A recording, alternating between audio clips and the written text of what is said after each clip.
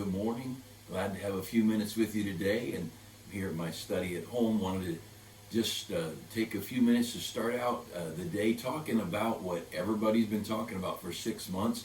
I throw out my non-medical, non-professional opinion now and then about our pandemic, and I'll get to the Bible in a minute. I'm going to be in Proverbs if you want to find Proverbs, but I was just thinking for a moment or two this morning.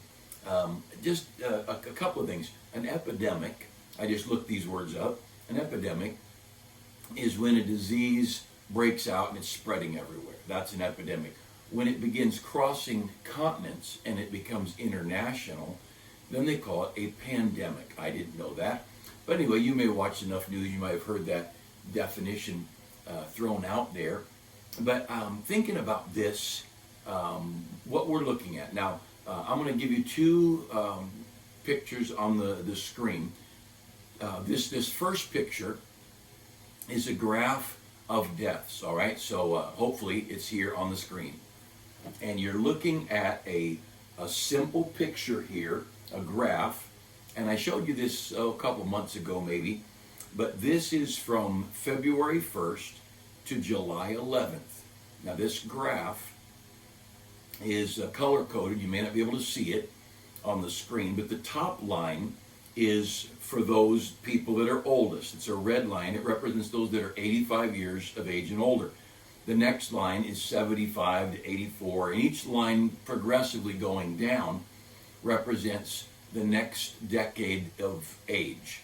All the way down to the bottom two lines are 0 to 24, 25 to 34, 35 to 44. Now, if you look at that graph, you'll notice there's a spike around April, and especially that spike for those 65 and above. And mainly, of course, those that were 85 and above. And I think all of us remember that was when this hit our convalescent homes. People who were already ill, people who were facing multiple issues, but it was focused. If you pulled out the convalescent home deaths, I'd love to see a graph where they pull out those. Not that people in convalescent home don't matter, but what I want you to notice in this graph is how quickly the death rate disappeared. Now, this is the death count for coronavirus, and of course we know some of them, they're bullet wounds in corona, and we know they're car accident in corona. The guy jumped out of an airplane, his parachute didn't open, and he had COVID. But I want you to notice there toward the end of this, by the time you get to July, all of the ages, the oldest people, their percentage of death is not much different than children. There just are not many deaths at all.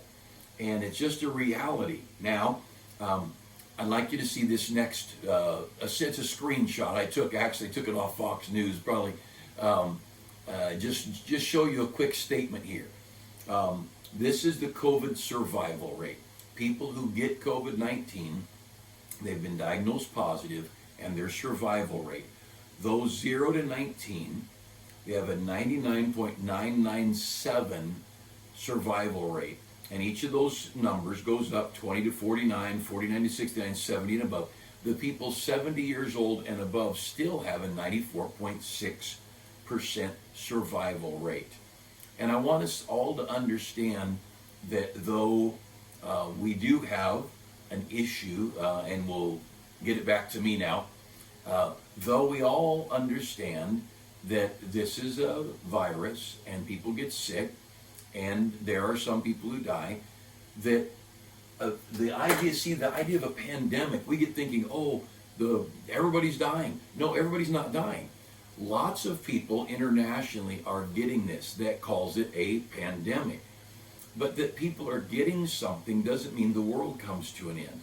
That people are getting sick doesn't mean that we need to shut down our schools, our businesses, our churches, that we destroy our economy or economies around the world. The hurt done is just incalculable. The damage done to families, businesses, drugs, liquor, you name it, it's just tragic. And what we're looking at in those two pictures I showed you are the facts that if, and we know the numbers are inflated, but even with inflated numbers, very few people die of this disease. Very few people die. And the idea of a pandemic, we get this mental image, people are dying everywhere. They're not. They're not dying everywhere, using their own numbers from the CDC and from other agencies. My wife is the numbers person. She'll look it up in California. You know, and the other day you probably saw in Moscow, I think Moscow, Utah, Moscow, I forget, some northern state that doesn't have many people in it.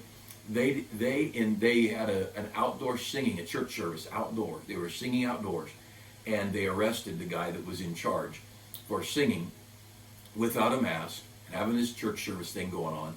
And in their city, they had not had one person have to go to the hospital. They had not had one person die, not one.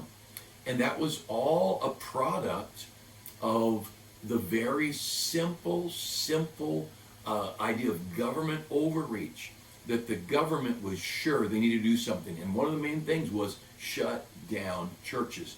Now let's go back and look at that first graph, the graph that goes up and down. Let's look at that again for a minute. If you want to look at that graph, you'll see there that there was, of course, a spike right at the beginning of death, but toward the end, and the death, let's go back to me now, the death rate has plummeted. The death rate has just almost disappeared.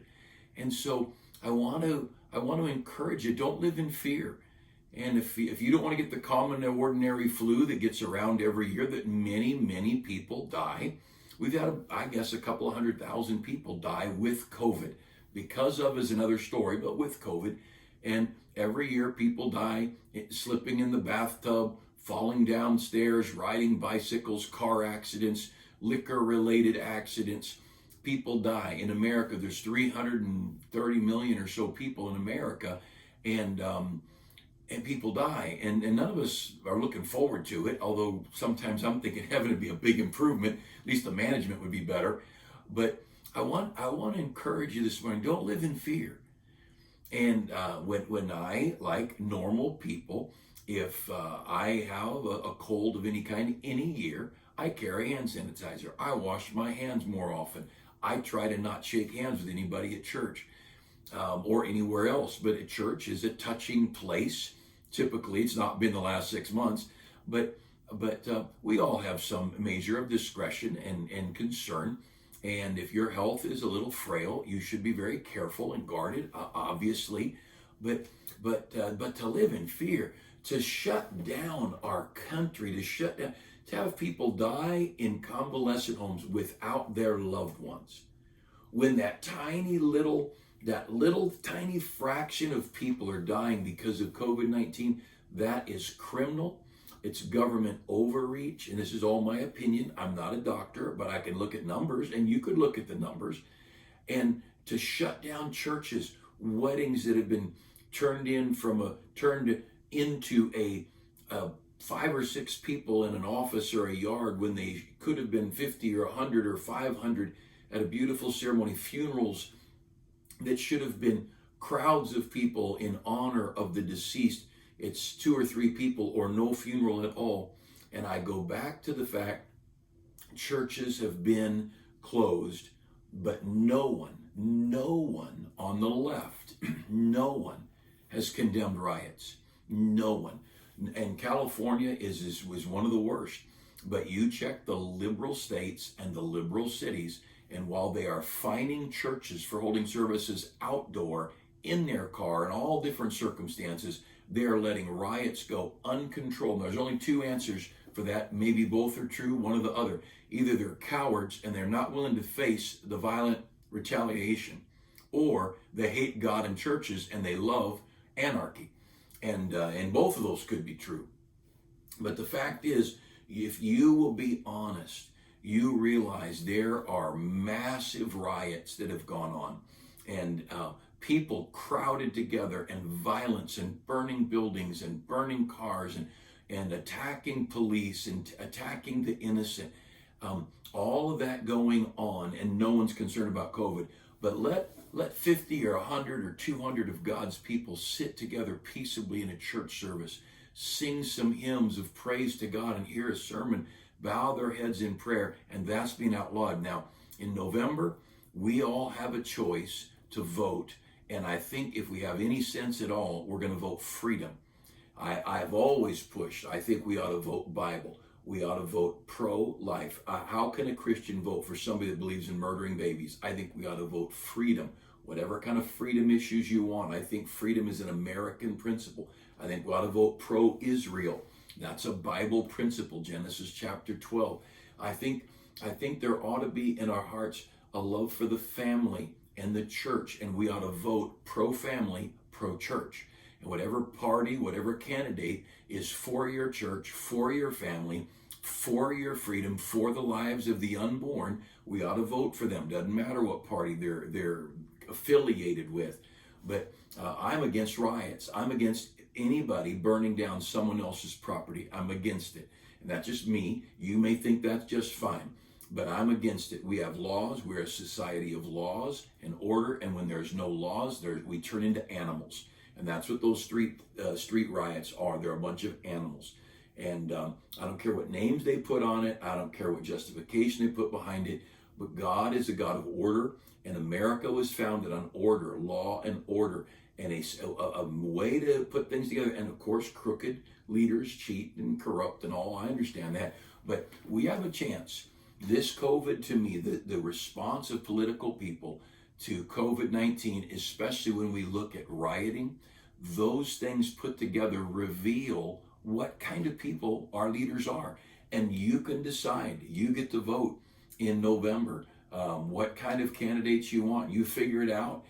You're going to have to do some research, figure out which candidates are what. But I'll tell you, I have learned with our current situation, with the lockdown on churches, now city councils matter. The city council of little towns like Wildomar with 35,000 people, and little towns like yours maybe of 100 or 200,000 people, because our city council and in our area we have county supervisors.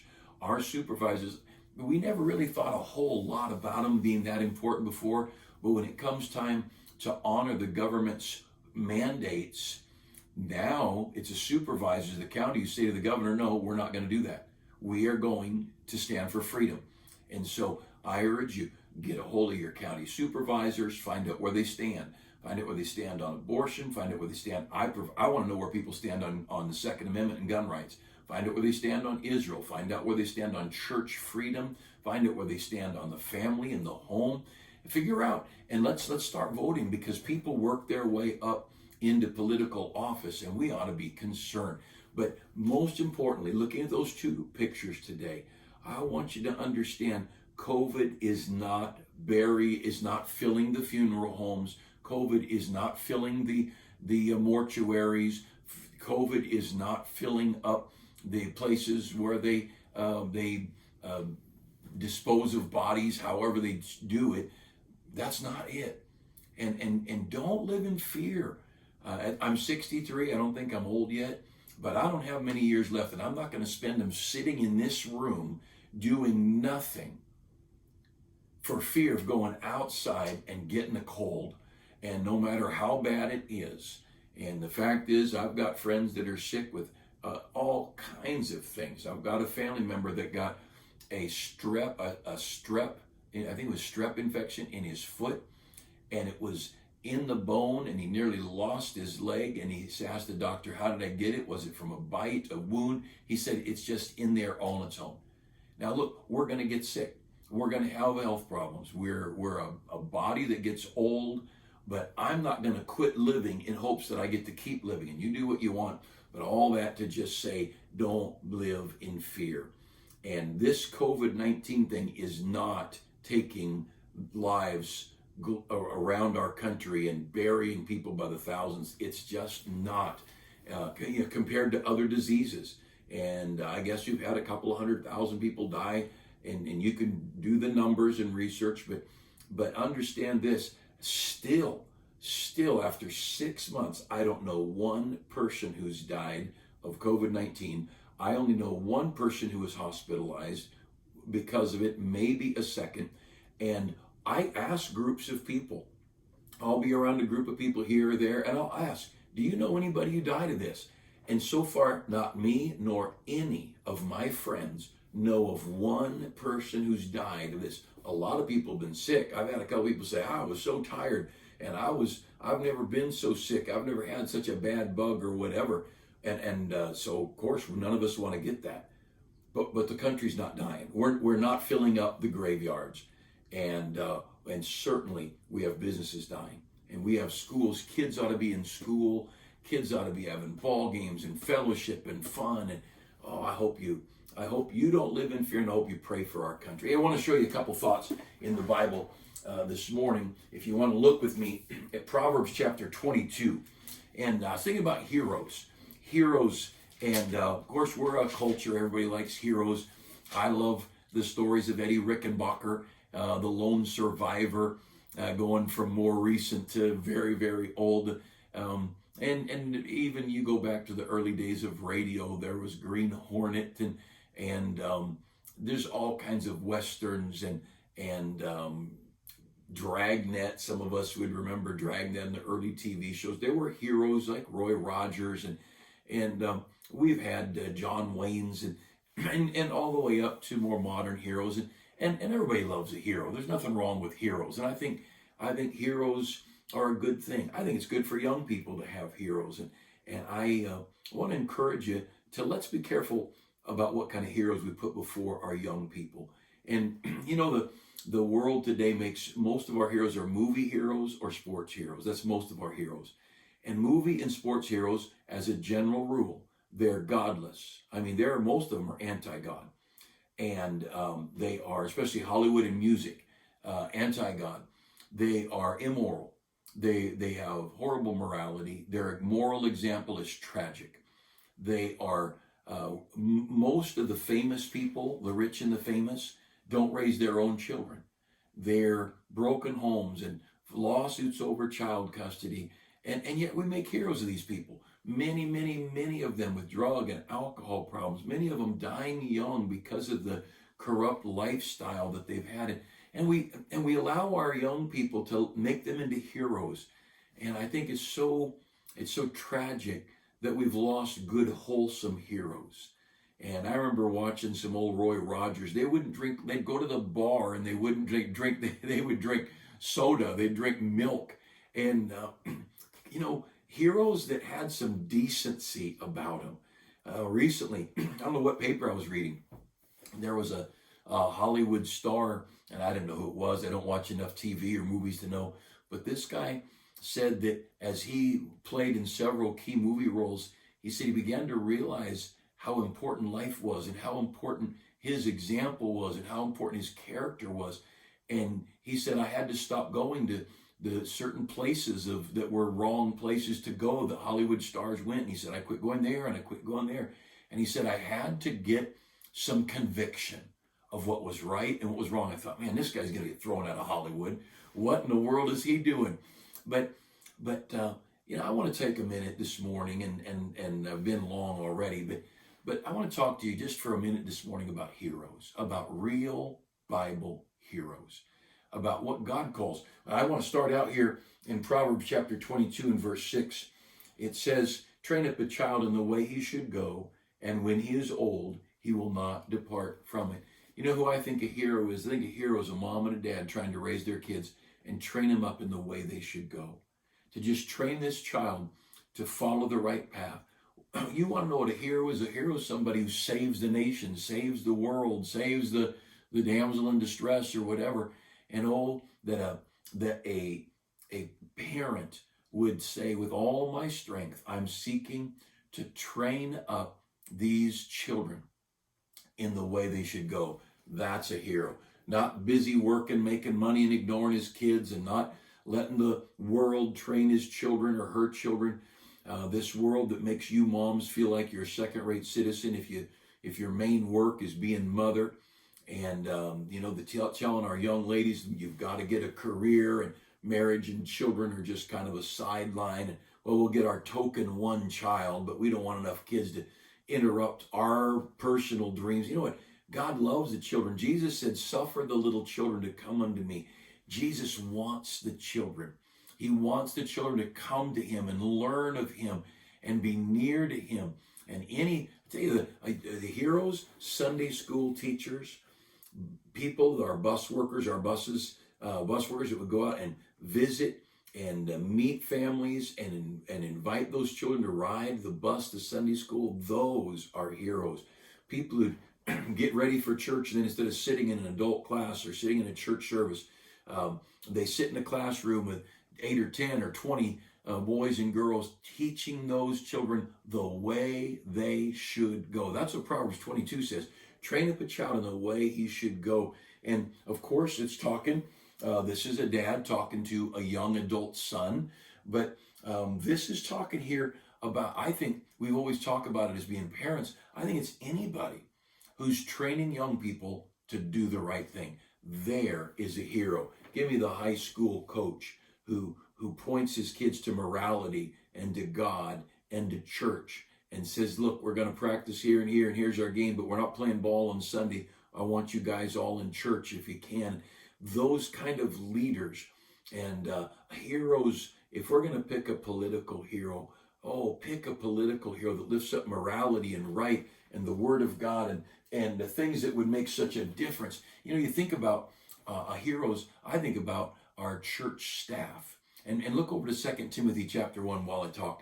I think of our church staff and Christian schools and other schools around the country where teachers, especially in Christian schools, where teachers are making half what they should be making. And they're making far, far less than they would in their secular counterparts. And yet they do it because they want to be in a classroom where they can lift up the Word of God and point these children in the way they should go. Now, obviously the kids got to make their own decision. These kids, they've got to decide to follow the Lord or not. But as leaders, we can train them. We can point them the right way. And I think of the heroes who go to camps and go to youth activities, and the ladies who week after week and month after month they're preparing food for the teenagers' youth activities or whatever. And parents who are pouring their lives in, and sometimes their kids are grown and they're pouring their lives into young people.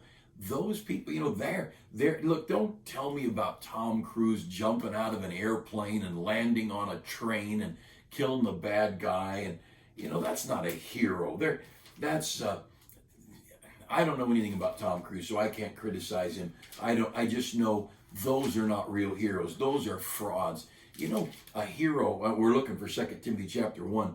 A hero is the mom of the military guy who stays home and says goodbye to her husband for days or weeks, sometimes months at a time.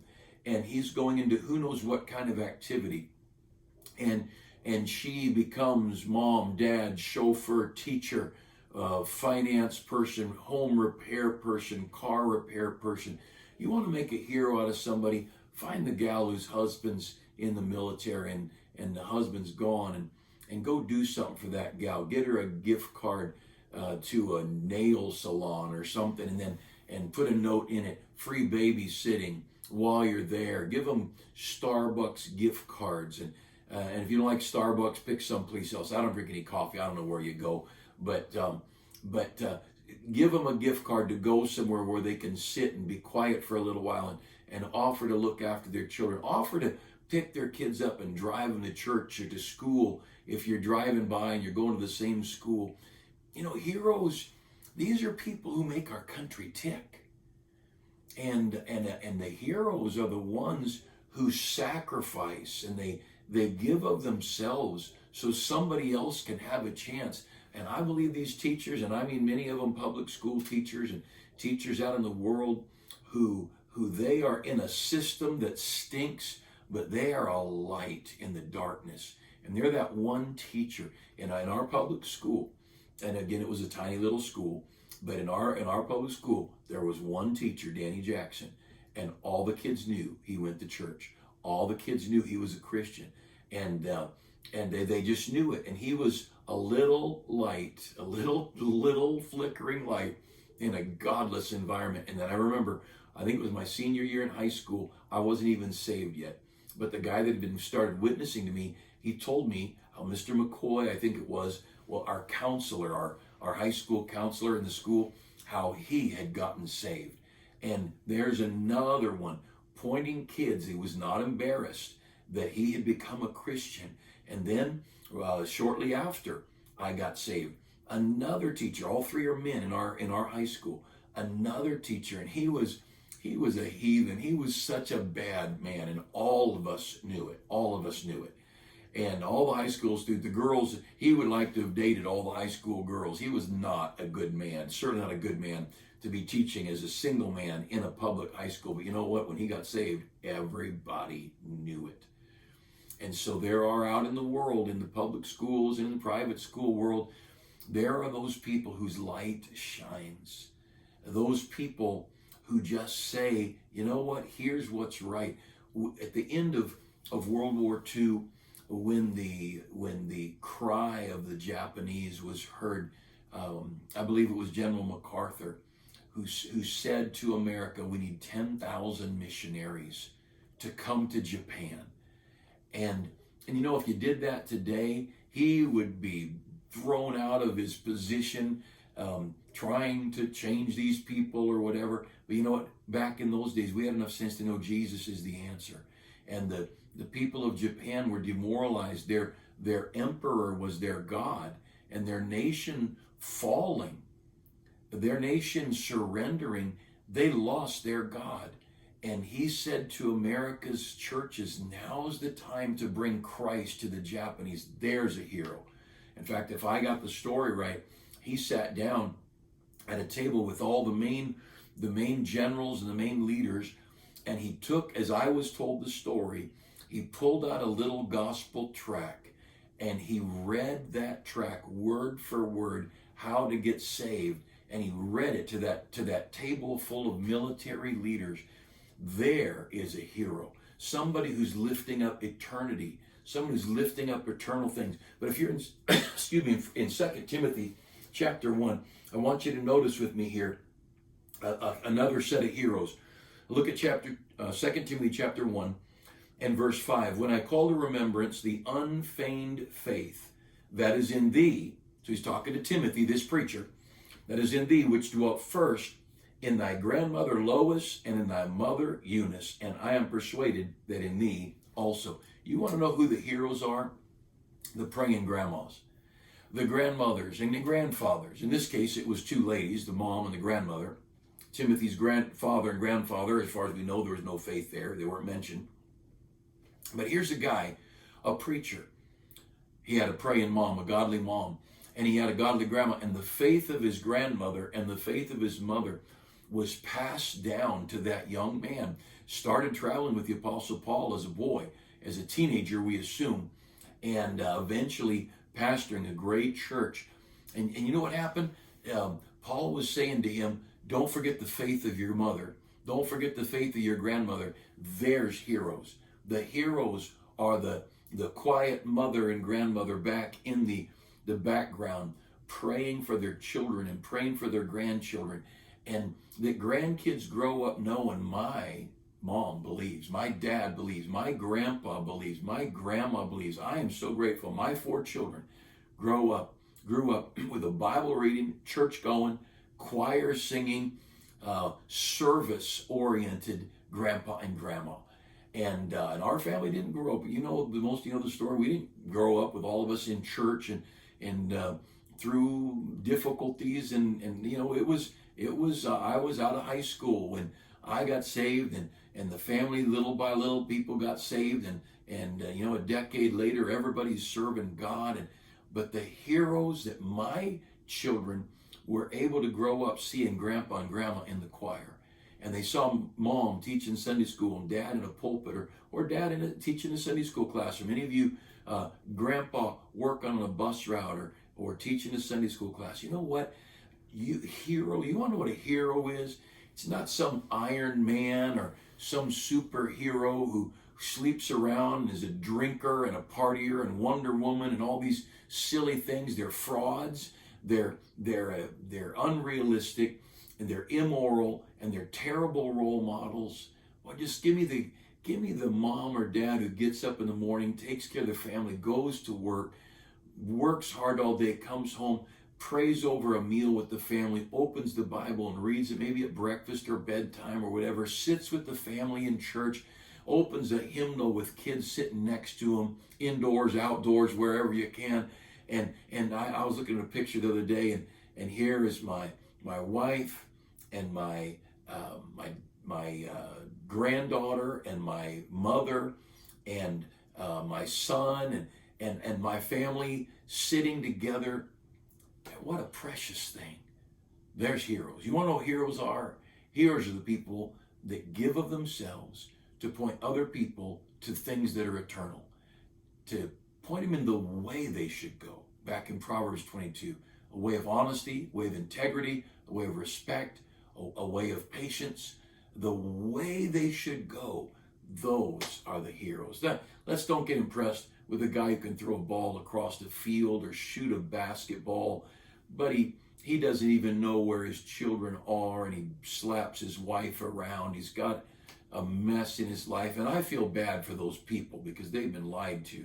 They've been told sports and money will make them happy, and I know it hasn't. But the fact is, the real heroes, just give me a good old man, a godly mother or father, grandpa, grandma, single mom, single dad, even a godly young single adult that young people look at, and they, in their role as a young adult, a single young adult, they're pointing those under their influence the way they should go. There is a real hero. I hope you have a great Tuesday, and I look forward to being with you tomorrow night in church.